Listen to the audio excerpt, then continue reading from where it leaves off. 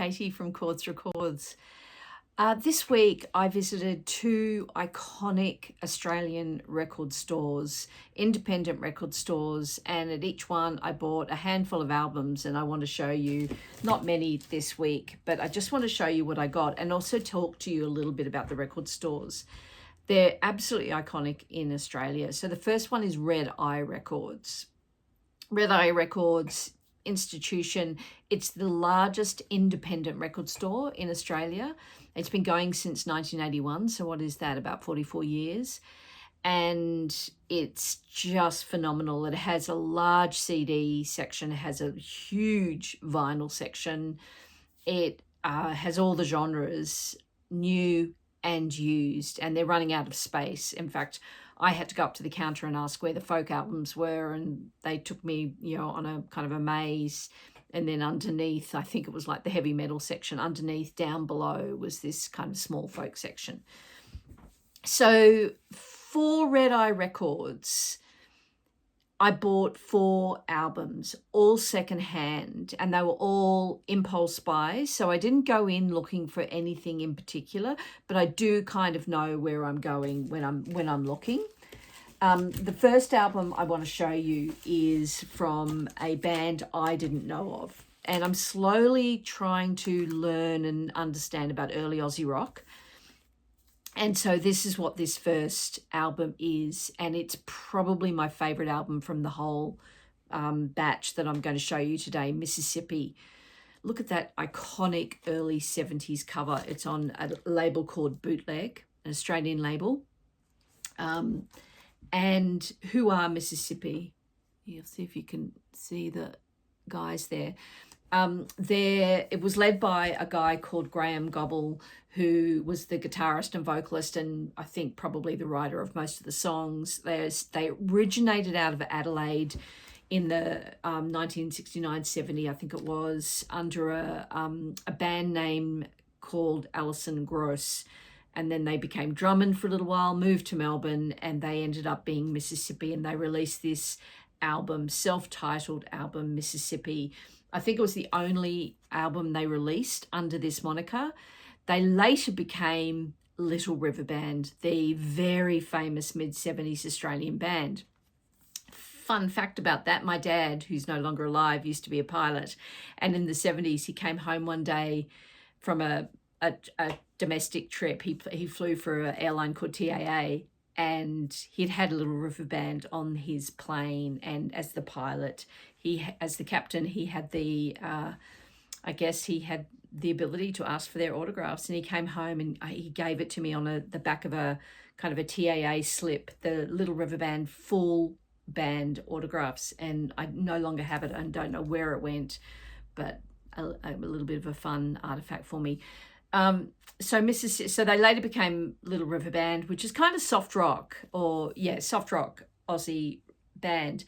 This album is just incredible. It's described as soft rock, but it's not. It's lush orchestrations, incredible rock moments, almost prog rock in a way in many of the songs. I've played it back to back a couple of times, and it is just phenomenal. And this particular copy, I won't take it out of its sleeve. It's a white album which can get quite down. Is in beautiful condition, and the actual record itself, it almost is silent. I mean, there's a few kind of a little bit of noise that you'd expect from a 50+ album, but it's just absolutely clean. That's the label, Bootleg. So that was my first pickup, and I did ask to listen to it on the listening station, as I'd never heard of them. I knew the little info card that came with it said they were an early Aussie rock band. And so I thought, I'll give it a listen, put through it on the Audio Technica listening turntable. And from the first 5 seconds, I said, I'll take it. So very happy with that. The next one is a English classic folk album by Anne Briggs. If you know it, you know it. These, if you find these mint, they've sold for over $1,000. The cheapest one at the moment, Australian dollars, is $350 on Discogs. Like, this is a really hard to find, sought after album. I've been looking for it. I collect female folk from the 60s and early 70s. I've got quite a large collection. And I could not believe it when I saw this album. There's a but. There's a however. Like, it's a beautiful condition. Like, absolutely gorgeous. The little blurb that came with it. I've been looking for this in the wild forever. And the little blurb that came with it on the sleeve was, iconic album, an incredible repress, can't go wrong. 180 gram vinyl. I was thinking, wow. And it was not cheap. And I've never seen it in the wild before. And so I bought it, and I came home and I put it on, and I was just like, for how good it looks, something's wrong. And I quickly got onto Discogs as I was entering it, and I went down a little bit of a rabbit hole. It's on a label called For Men with Beards. And I'm sure a lot of you are out there going, rookie error. Well, For Men with Beards have not got a great reputation. I don't like to kind of bag labels out, but oh my God, the reviews of this label, this repress came from 2008. So it was a fairly recent repress. And the label was apparently notorious for releasing MP3 rips or CD rips and putting them on vinyl, and they just sound awful, and this sounds awful. So I've never listened to an original, so I have no idea what it's supposed to sound like, but I hope it's better than this. It's kind of got this weird distortion over the vocals, and it was really great to have it. It's a beautiful album. So let me tell you a little bit about her if you don't know her. She was a very famous female folk figure in Britain in the 60s, sort of came out in the early 60s as a kind of on the folk circuit, and into the very early 70s, and kind of in the same, I guess, the same world maybe as Pentangle. I think I read that somewhere. And she was a little bit wild, but she really, really pushed back on fame. And she's still alive. I think she's like in her 80s. And she kind of rejected fame. But this particular album, The Time Has Come, is basically an acoustic album of her and her guitar singing mostly original songs. Quite actually a few traditional covers. But there's one, Fire and Wine, by Steve Ashley, who I think I featured one of his albums in a recent video. Anne Briggs, I was so happy to get it. Very disappointed with the quality of the album. If any of you know what would be a good reissue of this album to get, could you recommend it to me in the comments?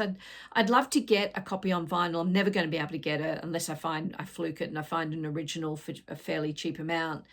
I'd like to get a reissue, but I'd like to get one that's the best quality. So if any of you know or have one, let me know in the comments. I'd appreciate it. Thanks very much. Okay, so 2 more from Red Records. The next one is a funny little children's film soundtrack from the early 70s. But what makes this special is it's mostly songs from the Bee Gees. So Melody was a British film that flopped at the box office. It was a little kind of children's love story. It was a kind of a rom-com for kids, really.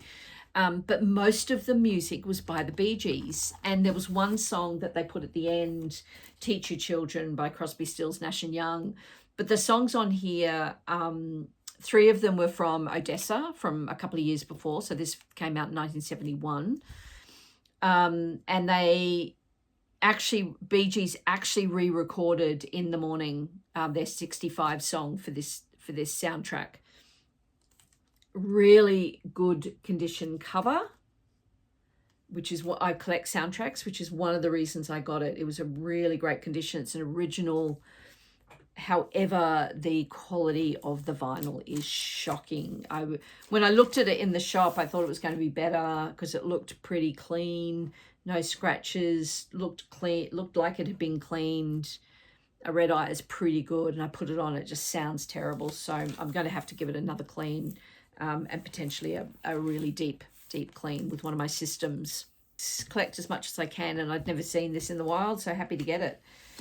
All right. One other thing about this film, which was interesting to note, was that it was hugely successful in Japan, and the actual soundtrack went to #1 in Japan. Just a random anomaly with this film. Flopped everywhere around the world, including the UK, but huge in Japan. All right, the final one I got.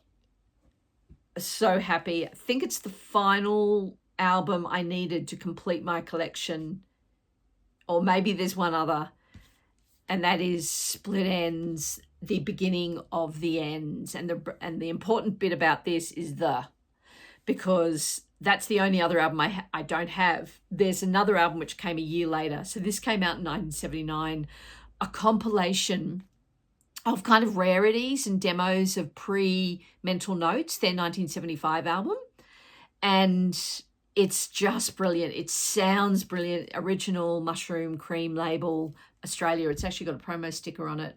Sample record, not for sale. And it's the final.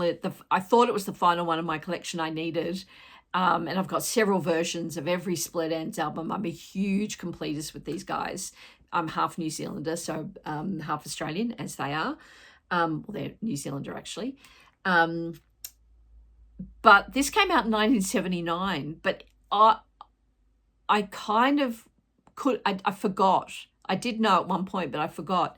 A year later, in 1980, in the UK, the same album came out called Split Enz, Beginning of the Ends, without the, and it's completely different, non-related compilation of Split Enz.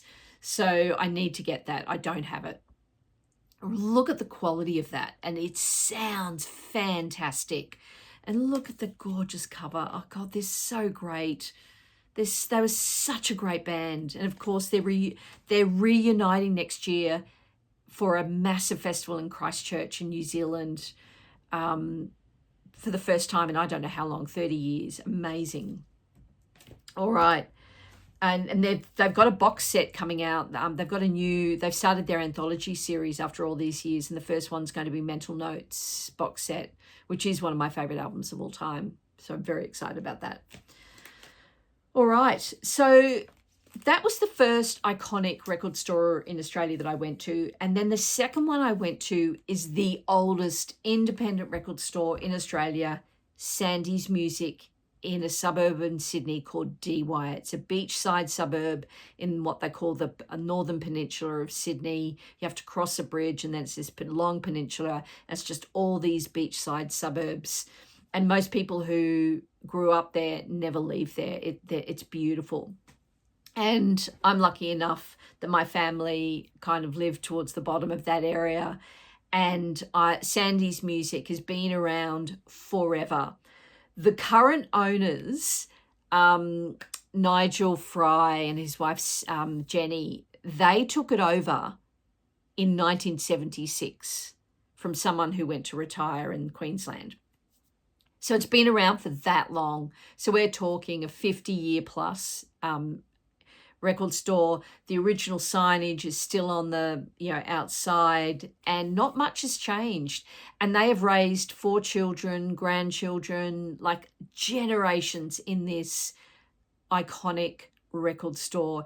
And it's a funny little record store. It's on a main road, almost like this main, like massive thoroughfare, the main road that goes up the peninsula. It's dirty. There's like a Thai massage parlor that one side, and I think it might be real estate or something the other side. And there's no chancing this shop. You have to know about it, and you have to park and go to it. Like, it's a destination store. And I have never not been there and found a bargain.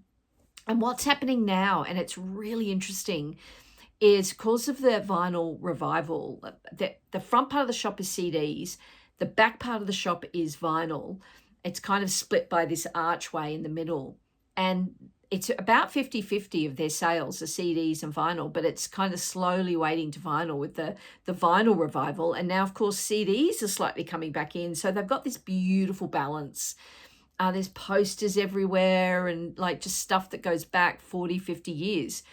What's really great about this shop, though, is as you walk into the archway and the back part of the record shop where the vinyl is, there are these 2 boxes, and they've been there since I've been going there, and they just are slowly emptying their archives from their warehouse. And just every now and then they'll put some more in. And when I say emptying the archives of their warehouse, this is mint. These are mint records that never sold. So they're brand new records that in some cases are 40 or 50 years old. And the prices are bargain friendly. So I'm about to show you what I got out of those boxes. I got, 3 albums. Now, the first one was this mint condition, mint of Bob Dylan, Sloan Trade and Cumming.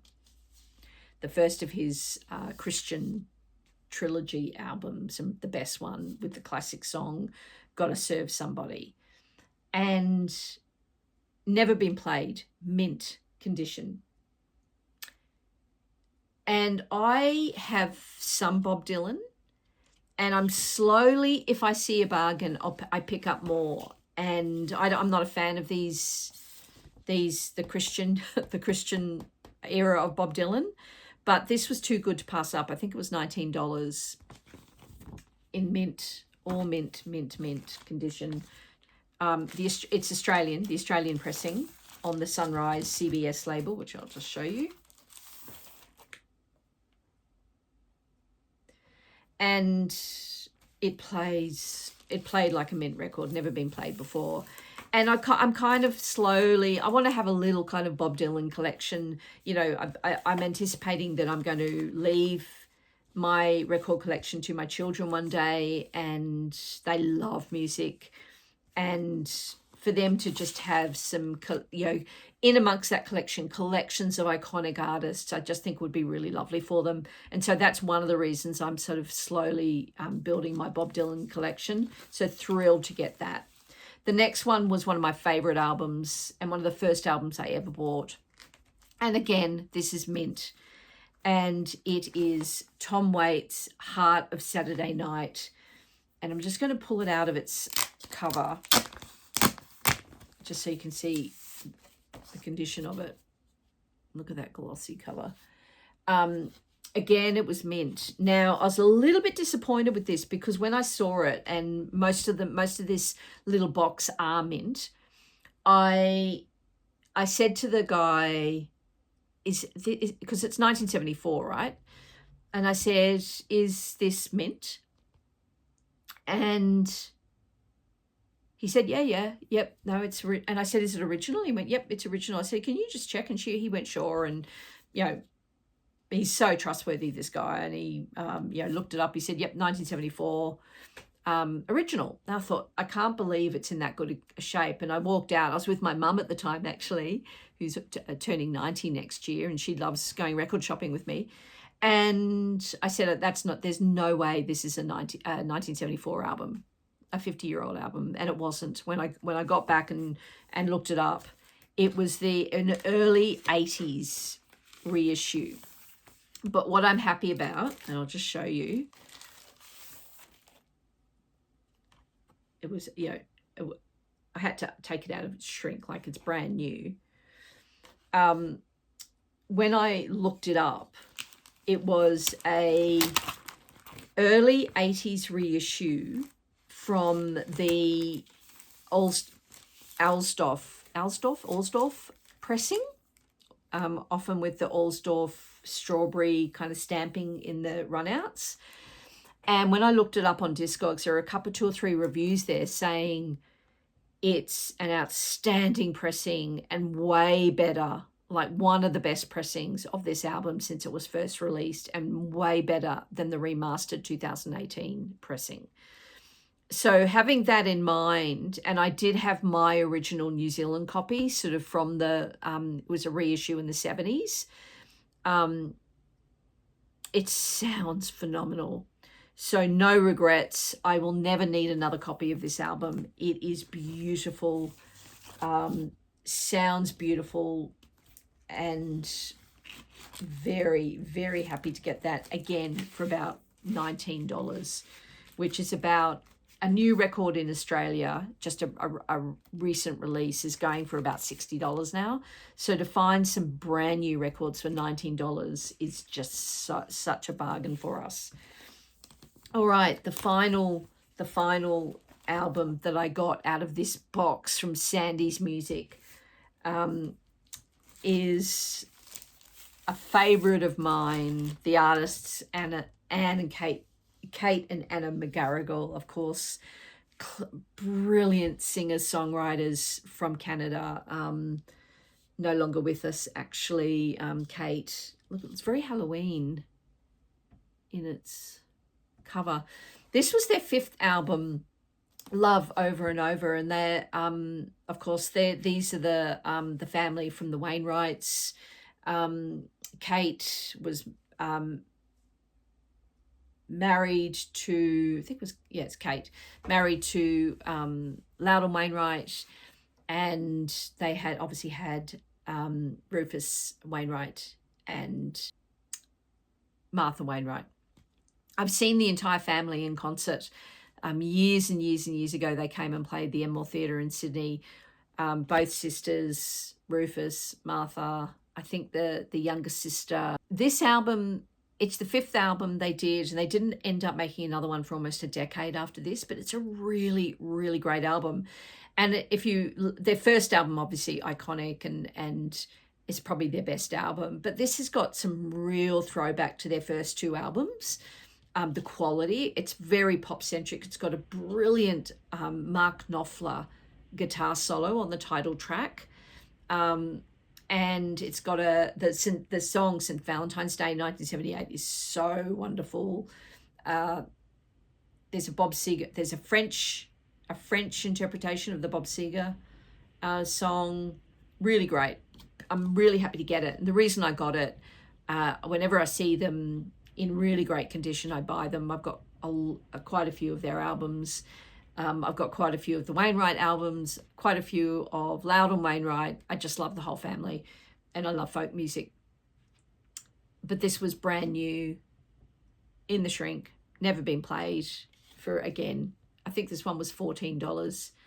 So happy to get that. So there you have it, 2 iconic Australian independent record stores, and some fantastic vinyl. I would love you to have to let me know about if you can, about the Anne Briggs, if you know more about that. Thank you. I'll see you next time. Bye.